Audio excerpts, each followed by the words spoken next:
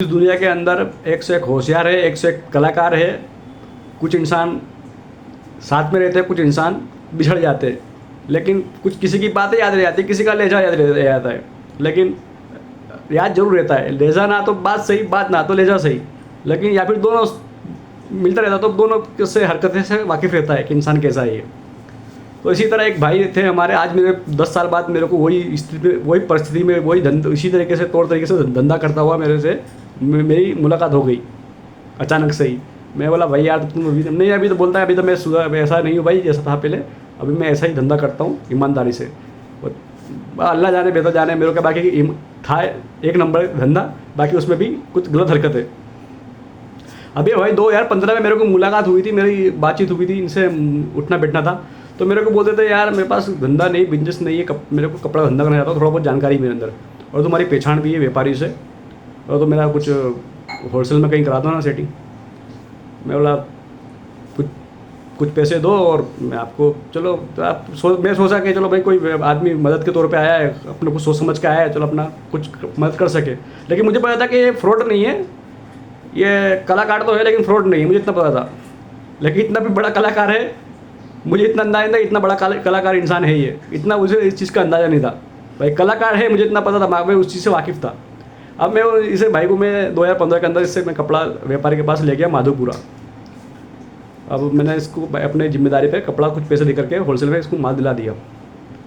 अब ये भाई क्या करे, पहले फेरी करी, फिर खुद की भाड़े पे दुकान करी, फिर दुकान पे कभी कभी बैठने जाता था कि भाई कैसा धंधा चल रहा है, सलाम दुआ कर लूँ जा करके।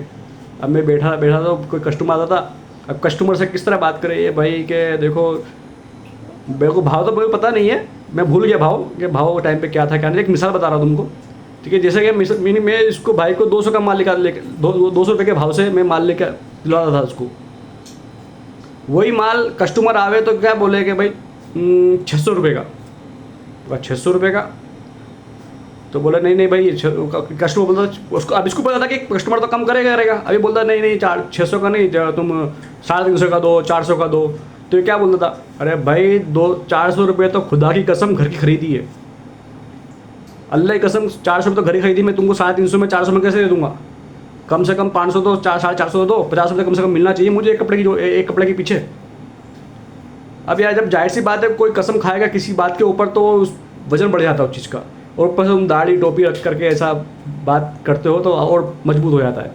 कोई भी आदमी आ जाता है कि हाँ वाकई में सच बोल रहा है, कि बंदे को पकड़ घर की बोल रहा है कि खुदा की कसम घर की खरीदी है 400 रुपये, 50 रुपये तो मुझे मिलना चाहिए, तो सच ही बोल रहा है। तो आदमी आ जाता है, दे देता है, चल हमें चल 50, तो खुश होकर जाता है। लेकिन उसको ये नहीं पता कि इस बंदे ने कलाकारी कैसे करी है, क्या करी है। अब क्या करता था, मैं बोला यार मैं माल दिलाने वाला, वही कपड़ा तुमको 200 रुपये में से दिलवा के लेके आया मैं, तुम झूठी कसम खा रहे हो, अच्छी बात है ये। बोलता भाई झूठी कसम नहीं खा रहा भाई। मैं कहा क्यों? मैं तो माल दिला के लेके आया भाई 200 रुपये जोड़ी में से। तो बोले कि भाई मैं ये कपड़ा ना मैं कल घर पे ले गया। तो बीवी ने बोला कितने हिसाब से लाया कपड़े, जोड़ी कपड़ा? बीवी ने बोला कि मैंने बोला 200 रुपये के हिसाब से। तो बीवी बोलती 250 के हिसाब से मैं ले लूँ? तो मेरा ले लो। तो इतने मेरा भाई बोला 300 के हिसाब से ले लूँ मैं कहा तू ले ले। तो उसने ले लिया। तो फिर इतने में अब्बा बोले कि बेटा मैं तेरे से 350 के हिसाब से ले लेता हूँ मैं। अब पैसा किसी को देना नहीं है, खाली भाव कर रहे हैं, रखी कर रहे हैं, भाव पाव ताल सब कर रहे हैं। तो मैंने अब्बा से बोला अब्बा तुमसे मैं यही कपड़ा मैं 400 के भाव से ले लूँ? अब्बा ने बोला ले ले। और आपस में हम अगर ना दिया गया हो पैसा तो हम माफ़ कर देना, करवा लेते हैं हम। तो मेरी 400 भी खरीदी हुई घर से। मैं 200 में गया, बीवी को बोला 200 के भाव से लाया, बीवी बोला 250 को ले लूँ, भाई बोला 300 के भाव से ले लूँ। तो अब्बा बोले 350 का, मैं अब्बा से 450 के भाव से खरीदी कर ली वापस से। तो हुई मेरी घड़ी खरीदी 400 रुपये। है ना कलाकार इंसान। ऐसे एक माइंडेड बहुत पड़े हुए हैं। ऐसे एक दिल्ली दरवाजा है एक इंसान, मैं जानता हूँ। जब मैं बेकरी लाइन में था, चाय की दुकान के बाजू में एक तो बिस्किट की दुकान है, चाय की जहाँ लारी वारी कॉफ़ी वॉफ़ी मिलती है, बादाम शेक वाली, उसके बाजू में चाय की वो बिस्किट की दुकान है, एक बिस्किट की लारी, सॉरी, और एक लारी कोने में है दिल्ली दरवाजे के सामने भाई बैठा रहता है। 2019 की बात है, मैं जब बेकरी लाइन में था मैं, तो मुझे पता कि बेकरी का होलसेल का माल का भाव ये है रेट।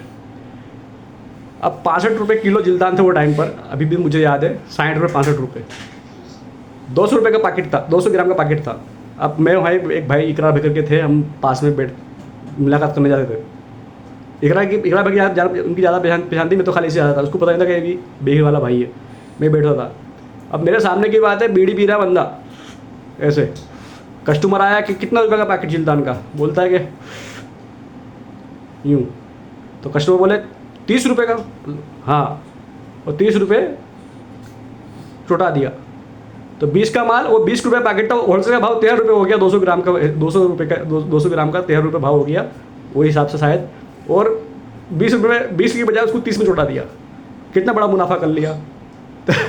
हुई कलाकारी, खाली बीड़ी पीते पीते यूँ खाली इशारा करा, और कस्टमर बेचारा तो 30 रुपये का, हाँ 30 रुपये ना 20 है ना 30 है, कुछ पता ही नहीं है। कस्टमर बोला 3 उंगली होते तो 30 समझा, और था है वो 20 रुपये का पैकेट। तो एक से एक कलाकार पड़ा हुआ है, इंसान माइंडेड, बताओ। इसलिए भाई होशियार रहे, सतर्क रहे। आदमी झूठ बोलने के बावजूद भी सच बोलता है, कलाकारी है।